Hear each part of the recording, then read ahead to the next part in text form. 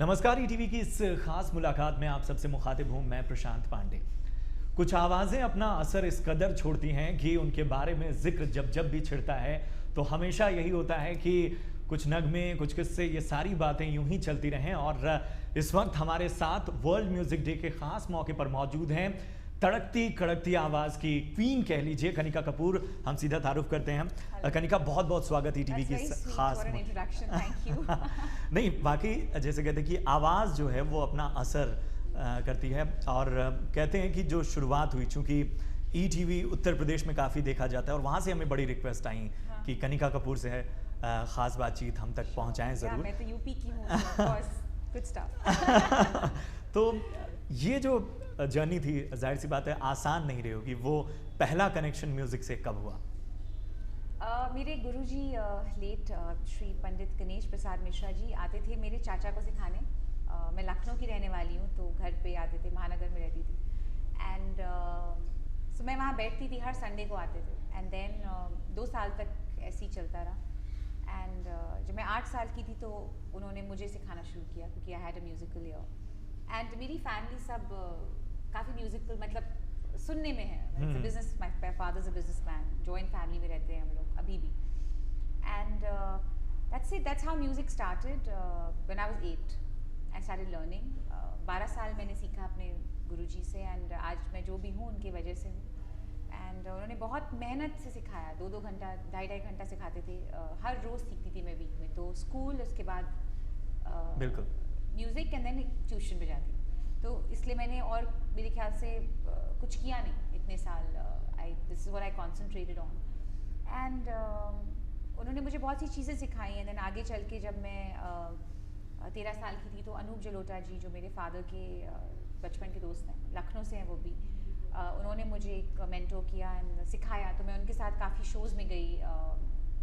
उनके शोज़ में जो बीच में थोड़ा सा गाती थी 15 मिनट क्लासिकल गायकी। एंड उससे मेरी स्टेज फ्राइट काफ़ी गई एज अ चाइल्ड। एंड धीरे धीरे धीरे, इट्स ऑल अ स्टेप, कोई एक दिन में कुछ नहीं बन जाता। लोग सोचते हैं कि अच्छा ये आए और ये क्या हुआ, but it is a journey that brings you together and makes you the person that you are today. And that's it. उसके बाद मैं लंदन शिफ्ट हो गई।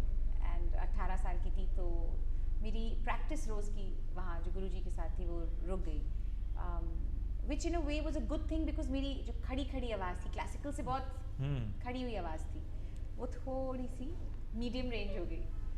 एंड इसलिए आज मेरी आवाज़ मिडिल में है। सो चलिए, जैसा आपने कहा कि 18 साल की उम्र में आप लंदन शिफ्ट हो गई, लेकिन अल्फाज जो सारे रियाज था वो शायद आपके साथ रहा, तो वहाँ किस तरह का रहा कि आपने कैसे इन सब चीज़ों? सबसे ज़्यादा मज़ेदार बात बताती हूँ। जब मैं लखनऊ से गई तो मुझे पंजाबी में इतना आता था, असी तुसी फसी। बट आई थिंक लंदन की यूनिवर्सल लैंग्वेज, नेशनल लैंग्वेज जो है वो पंजाबी है। सारे पाकिस्तानी, पंजाबी, सब पंजाबी में बात करते हैं। टैक्सी ड्राइवर्स भी बहुत, जो अगर आपको इंडियन एरियाज़ में मिलेंगे, तो वो भी पंजाबी में बात करते हैं। सो इट वॉज इंटरेस्टिंग कि उर्दू बोलने वाली लड़की जिसको पंजाबी नहीं आती, वो सुनते सुनते थोड़ी सुननी आ गई, पंजाबी समझ नहीं आ गई। एंड पहला गाना जो मैंने गाया, जुगनी जी, दैट वाज, मुझे उसका मतलब नहीं पता था, लेकिन मैंने उसको सीखा एंड मैंने उसका कवर वर्जन बनाया, which was very successful. And उसके बाद आज तक मुझे सारे पंजाबी गाने मिलते हैं। और not only that, right now I am even working on Japji Sahib, which is the whole beautiful prayer of the Sikh religion. And जो मैं समझ रही हूँ, सीख रही हूँ और गा रही हूँ। So it's amazing how it's come to me. And जब बेबी डॉल के लिए मुझे बुलाया था तो मुझे वो कह रहे थे, बोलिए ये दुनिया पित्तल दी। I said no, ये दुनिया पीतल दी। So the pronunciation was Hindi, but I had to learn it. So it is very interesting. आज भी जब मैं पंजाबी गाने गाती हूँ, I have to learn them and I have to make myself that Punjaban from Ludhiana, Amritsar. So all the people who don't know, I'm a UPite, Urdu speaking girl. बिल्कुल। Who picks up anything that she kind of अच्छा, आपने जुगनी का जिक्र छेड़ा है, मतलब वो video शायद आज भी लोग उतना ही वायरल है, उतना ही नशा है उसका। तो वर्ल्ड म्यूजिक डे है, इससे अच्छा आगाज तो कुछ हो नहीं सकता। Sure. जुगनी तार खाई विच थाल छड़ दुनिया दुनिया दे जंजाल कुछ नहीं निभना बंदिया नाल रखी साबत सिद्ध दा अमाल वो पीर मेरे आ जुगनी जी ए दयाल वालियां दी जुगनी जी ए दी नवी पीर दी जुगनी जी ए दी नवी पीर दी जुगनी जी दम गुटकू दम गुटकू दम गुटकू दम गुटकू दम गुटकू दम गुटकू वंगा चढ़ा लो कुड़ियों मेरे दाता दे दरबारियां हो वंगा चढ़ा लो कुड़ियों मेरे दाता दे दरबारियां ए दयाल वालियां दी जुगनी जी। वाह बहुत खूब। अच्छा जैसे आपने कहा कि आपकी जो परवरिश हुई या आपका रियाज हुआ आपकी पूरी शिक्षा रही वो क्लासिकल से रही, फरमाइश नहीं होती कि आप हमेशा जब बहुत सारे ऐसे डांस नंबर गा रही हैं तो बिल्कुल होती है। एक्चुअली आई डोंट नो लोगों को पता है नहीं बट मैंने बहुत क्लासिकली बेस्ड गाने भी गाए हैं। Chhil Gaye Naina was one of them from NH10, उसमें तो पूरी गायकी है। जिन्होंने नहीं सुना है उनको मैं सुना सकती हूँ। बिल्कुल बिल्कुल बिल्कुल। It was from NH10, Anushka Sharma was featured. It's her film actually. टुकड़ा टुकड़ा इन सांसों का सीने में है बिखरा पड़ा टुकड़ा टुकड़ा इन सांसों का सीने में है बिखरा पड़ा सूखा हुआ समंदर है आँखों के अंदर धड़कन चलेगी कैसे दिल में छुपे है खंजर दिन काले काले लगे लगती है काली काली रहना छिल गए नैना छिल गए नैना छिल गए नैना छिल गए नैना। ना तो साज की यहाँ ज़रूरत है और ना ही किसी तरह के अरेंजमेंट्स की। और वाकई एक बात जो आपके आवाज़ के साथ लोगों ने महसूस की है या लोग कहते होंगे हो सकता है आपको कि वो उन्हें अपनी सी लगती है या बातें जो है उन्हें शब्द समझ में आ रहे हैं। हाल फिलहाल न्यू एज जो म्यूज़िक बदला है उसमें बहुत से मौके ऐसे आ गए हैं कि आप वेरिएशन हैं बाकी चीज़ें क्या फ़र्क पाती हैं, मतलब क्लासिकल और की जो आपकी पूरी पढ़ाई थी उसने कितनी मदद की इस न्यू एज म्यूज़िक में? आई थिंक द रीज़न मैं सोल से गा पाती हूँ इज़ बिकॉज मैंने एक तो इतना सालों तक म्यूज़िक सीखा है, टेक्निक सीखी है कि आज मैं 3 डिफरेंट वॉइसेस में गा पाती हूँ। एक बहुत ही लो बेस्ड आवाज़ है जो बहुत फोकिश है। ओ मारे वाड़े ने लग गई रे कटार रे हो कटार रे मोरिया छोरे बोले रे धरती आसमां। That's a very bass voice. And then you have a medium voice which is आजा हक में सीने लगनी ऐवी दूर दूर दिन न ठगनी, you know जो अभी मेरा एक नया गाना है। And again in the bass voice you have a song like डाडा डसे डर डाडा डसे रे और मंजिल हंसे रे डर डाडा डसे रे और मंजिल हंसे रे। मतलब वाकई मतलब कहते हैं ना I sing with my अच्छा लोग कहने लगे हुस्न और हुनर का मिक्सचर हो चुकी हैं कनिका, मतलब उनको देखना भी अच्छा लगता है उनको सुनना भी अच्छा लगता है। That's very sweet. And then I was telling you another voice that comes out is you know like a चिट्टियां कलाई। हाँ। हो तुले याद मैनू गोल्डन झुमके मैं कन्ना विच पावा चुम चुम के।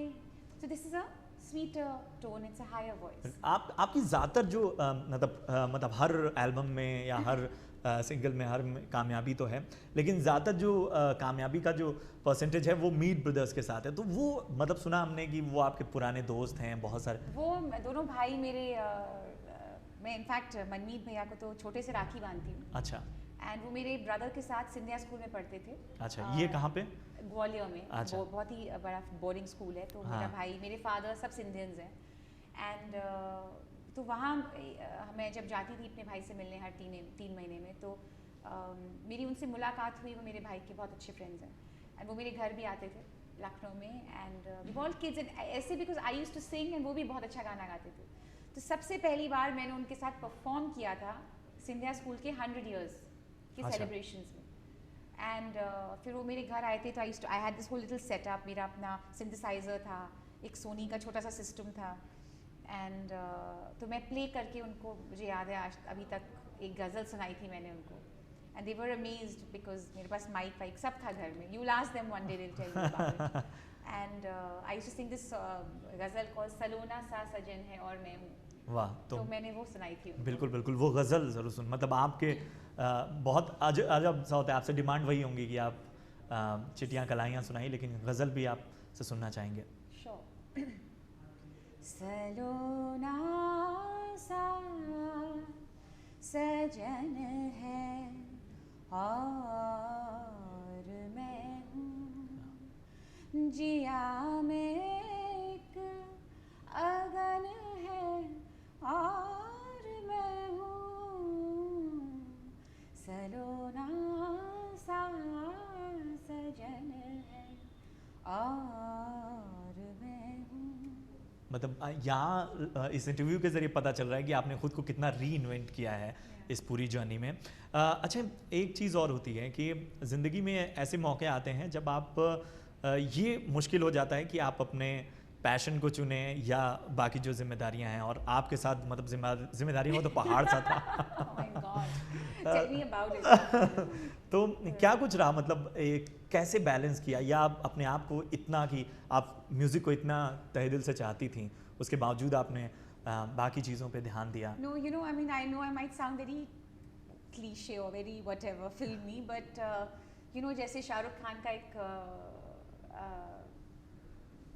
जो एक स्टेटमेंट है जो उन्होंने आई थिंक डॉन में बोला था कि जब सारी कायनात ओम शांति, ओम शांति हो, हाँ. सॉरी दैट आप अगर किसी चीज़ को दिल से चाहते हैं तो सारी कायनात उसको बना हो, यू नो, उसको होने में मदद करती है. एंड मेरे साथ ऐसे ही कुछ हुआ है.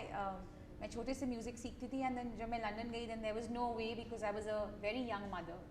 Before I was 25 I had 3 kids, so I was just having my babies, and उसके बाद मैं उनको पालने में busy थी. And it is when I separated, I kind of thought I should do something that I needed a job actually. And I thought music करके देखती हूँ. तब मैंने जुगनी को निकाला. And मैंने नहीं सोचा था कि बॉम्बे कभी भी आ पाऊँगी, because I didn't know कि मैं अपने बच्चों को वहाँ कैसे छोड़ के आ सकती हूँ, यहाँ ला नहीं सकती थी. So I don't know, things just happened, everything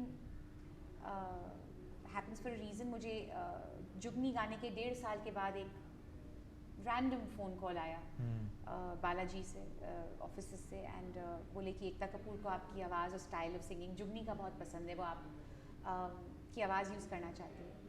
And then I got a call from Meet Bros who were making the song, and they were like, oh my God, we can't believe that हमें आज तुम्हें बुलाने को कहा जा रहा है. And I was very nervous then because you know I didn't really know much about Bollywood and a lot, and no playback singing actually. So थोड़ा बहुत जो लंदन में करती थी, but बड़ी मूवीज़ में गाना, प्लेबैक गाना, उसकी एक्सप्रेशन निकालना एक अलग ही बात होती है.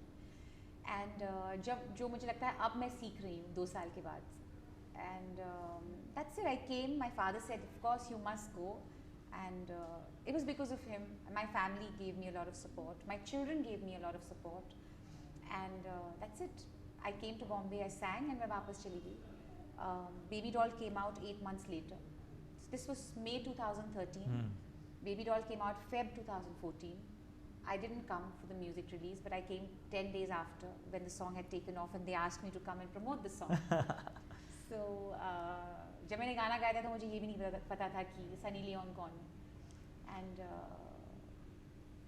या सो आई थिंक सारी चीज़ें अपने आप होती गई. मेरा पहला शो, प्रोफेशनल शो जो मैंने किया, that was the IPL opening in Abu Dhabi with Shahrukh and Deepika. So I don't know, I think God's been very kind, and then धीरे धीरे धीरे धीरे अपने आप चीज़ें होती गई. अच्छा, बहुत सी चीज़ें. एंड मेरे बच्चों ने मेरा बहुत साथ दिया. They gradually saw that I was working harder and I had success. And उनके लिए बहुत डिफ़िकल्ट है मुझसे दूर रहना, एंड मेरे लिए भी उतना ही डिफ़िकल्ट है. But we decided that they should live in London and study there. मेरे माँ बाप, उनके नाना नानी, दादा दादी, उनके father, my ex husband, we all together take turns and we look after them.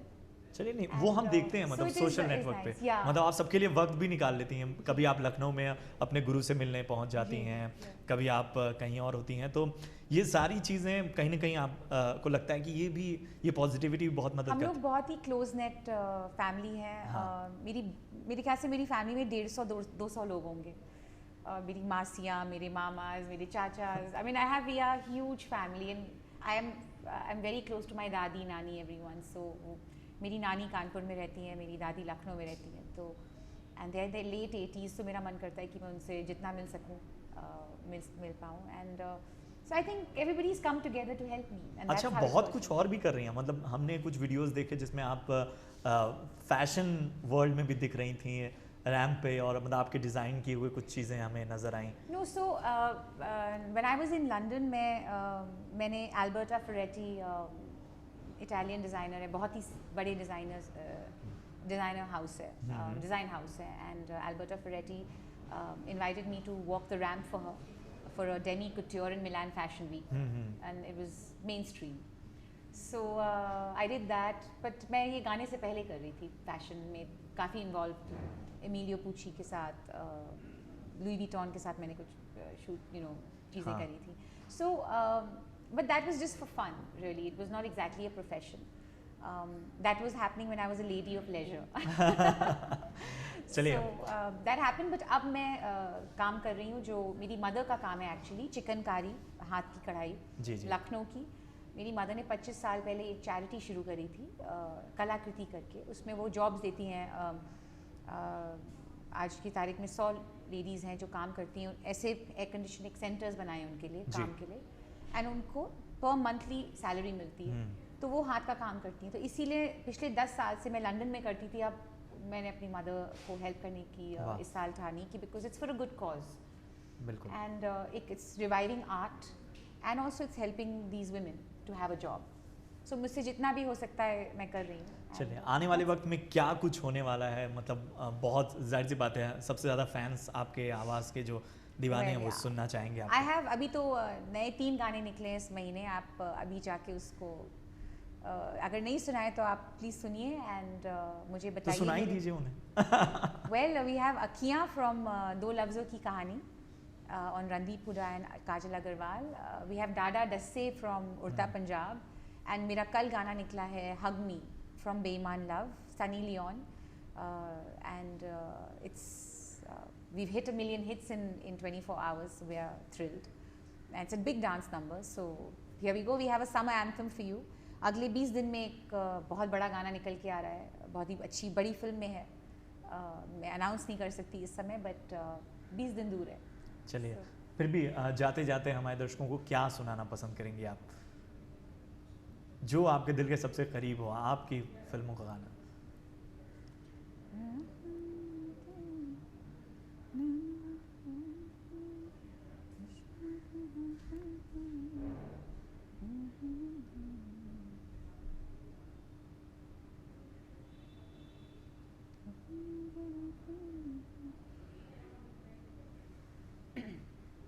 राहों में बैठे बैठे नैन पथरा गए, खुशियों के होठों पे दर्द कैसे आ गए, सपने हैं रूठे रूठे जुड़ के जो दिल है टूटे, टूटी है लकीरें भी ये हाथ में, अखियाँ ने अखियाँ नू रब जाने क्यों दिए फासले, अखियाँ ने अखियाँ नू रब जाने क्यों दिए फासले,